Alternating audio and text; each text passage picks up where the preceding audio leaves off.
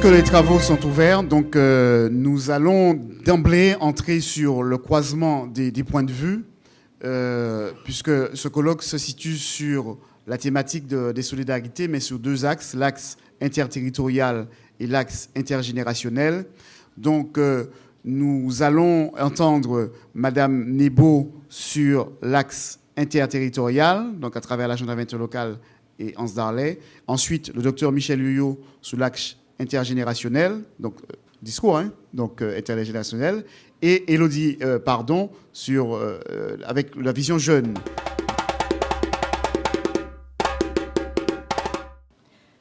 Ce colloque se veut un lieu de réflexion, un lieu d'action s'articulant autour donc des 8 objectifs du millénaire. La thématique choisie est d'une importance capitale, puisqu'elle vise l'accélération des progrès vers la réalisation de tous les objectifs du millénaire d'ici à 2015. Il s'agit donc de mutualiser les idées et les moyens afin d'aider les plus démunis. Le Conseil général de Guadeloupe a décidé de faire de l'année 2012 l'année de toutes les solidarités. La ville de Saint-Louis-de-Marie-Galante s'est positionnée depuis 2008 dans une démarche de développement durable par la mise en œuvre d'un agenda 21 local avec un programme d'action locale élaboré avec les citoyens pour mettre en place les principes du développement durable. C'est l'exemple même d'une démocratie participative qui permet le développement du territoire sur la base de la solidarité. Le 23 juin 2010 est une date historique, importante, qui a vu le lancement du processus Agenda 21 interdépartemental avec la ville de l'Aisance-Darley et une très forte solidarité avec la ville de Saint-Louis-de-Marie-Galante, ainsi que l'Agenda 21 interterritorial avec notamment la ville de Saint-Colomban au Québec. C'est une nouvelle gouvernance qui fait du citoyen un acteur de développement et de solution. Les territoires doivent jouer un rôle essentiel dans la définition et la conduite de véritables stratégies de développement durable. Notre communauté se doit de prendre acte de nos différences, de mobiliser toutes les compétences afin d'atteindre les objectifs du millénaire. Il s'agit donc pour nous de mettre en exergue l'importance des échanges et du dialogue entre les cultures pour la cohésion sociale. Il s'agit d'une définition de plan d'action pour la promotion du rapprochement des peuples et des cultures à travers les types d'activités que nous avons commencé à mettre en place, notamment des rencontres, des débats, des ateliers, des rencontres culturelles. Le festival Tambour-L'aisance en est l'illustration. Il y a de cela un peu plus de 20 ans, nous avions posé le problème au cours d'un colloque de la responsabilité des personnes âgées vis-à-vis de la société. Jusque-là, il y a quelques années, on pensait qu'à un moment donné, l'âge était venu de la retraite et donc l'âge était venu de se retirer. Et ça fait une vingtaine d'années que nous luttons justement contre ce concept et que nous disons qu'il y a une augmentation de la durée de vie et que cette augmentation de la durée de vie doit correspondre à une participation et à l'engagement des personnes âgées de façon à ce qu'ils fassent partie, elles aussi, de la société et qu'elles aussi, elles puissent donner autant du reste qu'elles pourront recevoir de la société et donc faire un travail utile. Et la question, je crois, de l'engagement social des aînés est une question qui a été posée depuis cette époque-là, et je pense que cette question est une question essentielle.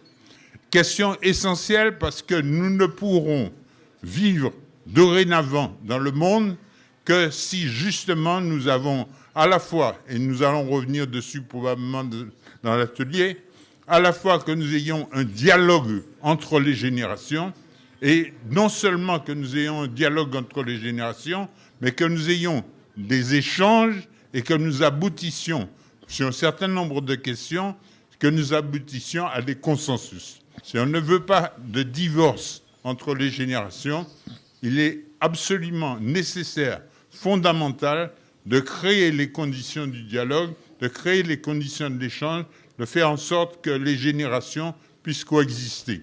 Et à ce compte-là, aussi bien les personnes âgées que les plus jeunes auront à en bénéficier, puisque je vous rappelle que malgré toutes les considérations des jeunes, malgré leur façon de faire, malgré leur comportement qui quelquefois nous heurte, il faut bien dire que les jeunes reconnaissent cependant que l'une des institutions les plus valides est celle de la famille. Et donc, nous aurons à travailler au niveau de la famille pour rendre les choses possibles.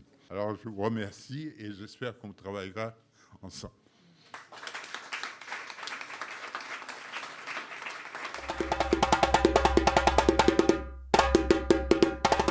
Donc, il m'a été demandé d'intervenir sur la question des jeunes et de la solidarité.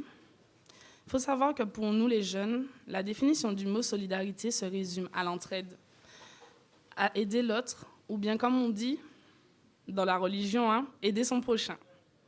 Mais notre éducation, basée dans le meilleur des cas sur la politesse, le respect, ne nous permet pas d'avoir cette notion de partage qui malheureusement se limite à la famille proche. De ce fait, la notion d'altruisme qui est censée se dégager de cet adage, aider son prochain, on ne la ressent pas au quotidien, dans le milieu dans lequel nous évoluons. Elle n'apparaît pas dans le système de valeurs qui nous a inculqués depuis notre plus jeune âge. Alors, je ne dis pas qu'on ne peut pas être solidaire, je dis juste qu'il serait plus exact de parler de solidarité en circuit fermé. Club de sport, classe, famille, association, groupe d'amis.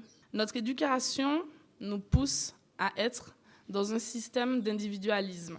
Depuis tout petit, on nous dit de penser à nous, de nous fixer des objectifs et de tout faire pour les atteindre. Et malheureusement, parfois, ça passe par écraser les autres.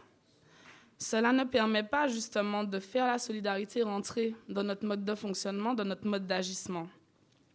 C'est un sentiment qui est renforcé par l'idéologie du chacun ses problèmes, aussi bien dans l'environnement scolaire que dans l'environnement familial. Ça ne permet pas une mise en valeur de l'homme avec un grand H. Dans notre course contre le temps et contre l'argent, pour l'argent aussi, associé à une vulgarisation de la souffrance des maux de la planète dans les médias, nous les jeunes, nous sommes comme anesthésiés au quotidien et nous sommes obligés bien souvent d'être confrontés à des chocs, des catastrophes comme le crash du 16 août, le séisme en Haïti ou le cyclone Dean, pour que nos jeunes esprits puissent faire preuve de solidarité sincère. Il est cependant une notion ancrée dans notre culture antillaise, le coup de main, comme on l'appelle, qui consistera pour le jeune à apporter son soutien, une aide, de façon ponctuelle et bien généralement dans des lieux publics à des personnes nécessiteuses. Ce coup de main, il va permettre aux jeunes d'être bien vus, d'avoir bonne conscience. Vous me demanderez pourquoi l'emploi du mot ponctuel? Tout simplement parce que dans notre génération, la moquerie fait partie intégrante de notre mode de fonctionnement, malheureusement. Et ça va faire qu'il y aura une crainte de passer pour un failleux, pour un prétentieux qui va subsister au-delà de cette envie de bien faire, d'être solidaire. Dès notre plus jeune âge, en effet, cette moquerie associée à des remarques désobligeantes infondées, face à des élans de solidarité dénués de tout intérêt, motivés uniquement par de bons sentiments, est un frein à tout élan de solidarité spontanée.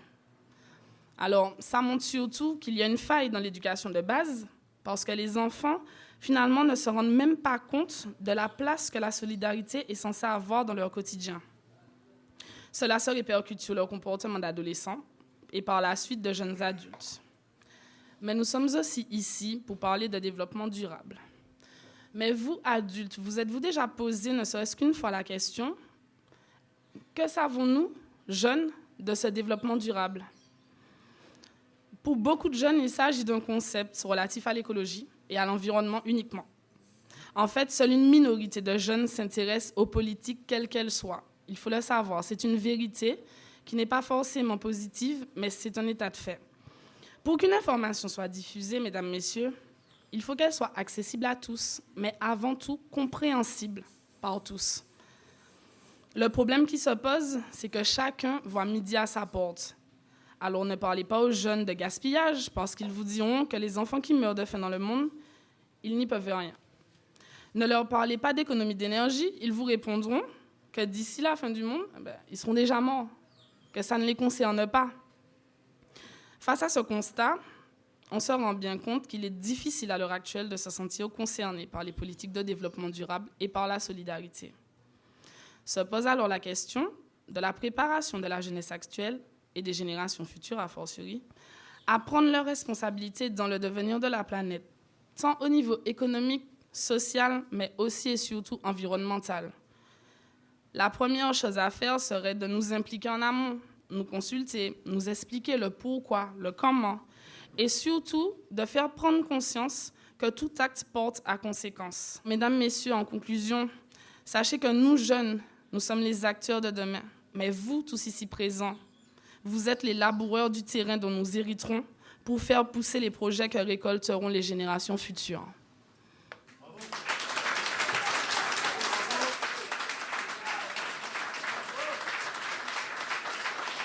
Bravo, Élodie. Un discours, j'avoue que je suis profondément ému de ce discours, et c'est vraiment une autre vision des choses. Souvent, on ne la prend pas en compte, et je crois que les espaces sont aussi donnés pour permettre aux jeunes de pouvoir s'exprimer.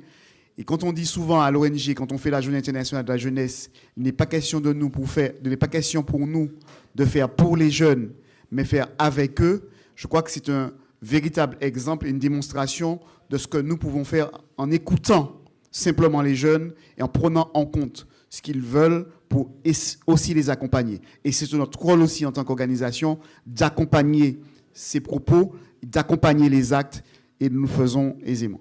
Merci Élodie, je crois que tu m'as profondément ému. Je crois que c'est beaucoup de personnes dans la salle. Merci pour ton discours.